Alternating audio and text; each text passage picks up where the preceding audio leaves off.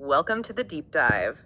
Today, we're looking at something pretty interesting. Yeah. We're exploring Ailanthus glandulosa, the Chinese sumac, but specifically through the lens of William Boericke's Materia Medica.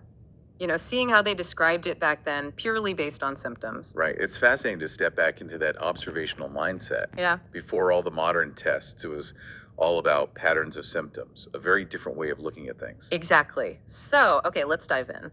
One of the main themes Boericke hits on is its pronounced power of disorganizing the blood. He connects this to low fever states. Mhm. What exactly would blood disorganization have meant then? It sounds quite dramatic. Well, yeah, it does. And it wouldn't be like our biochemical understanding today, obviously. For Boericke, it was likely about what they could see or infer. Changes in how the blood looked, maybe, or how it seemed to function during illness.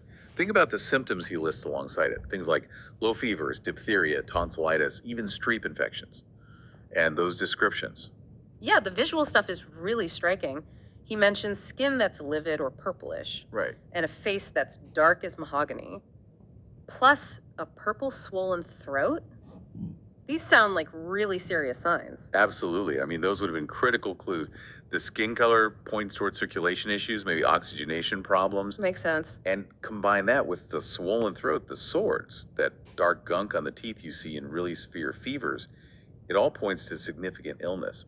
And he uses this term adenemia. Adenemia. Yeah, basically profound weakness, like a complete lack of vital energy, real prostration. You see that pop up again. Right. He mentions it again with the digestive issues marked diarrhea, dysentery, and again, great weakness, the adenemia. Exactly. It's like a core feature. And he talks about mucous membranes being hemorrhagic and ulcerative. He even compares it to things like lechiasis. Which also has those sort of purplish hemorrhagic signs and throat issues. Yeah, and arsenicum. It really suggests a system-wide fragility, Totally.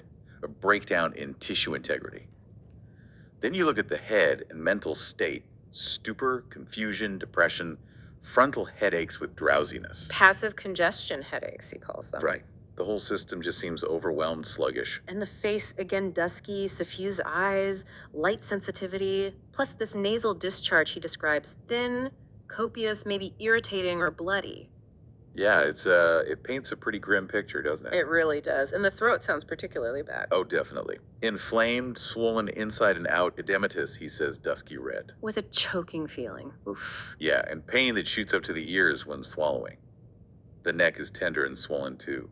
Hoarse, croupy voice, dry brown tongue, those swords again. Wow. It sounds like it affects everything. Even breathing is hurried and irregular. And a dry, hacking cough. Huh. Sore, tired lungs.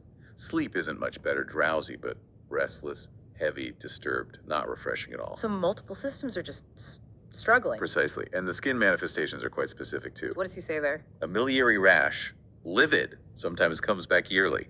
Also large blisters with dark fluid. Yikes. And an irregular, patchy, livid eruption that apparently disappears if you press on it. Plus, cold skin. He even throws in a mention of Raynaud's disease in connection with the skin picture. Huh.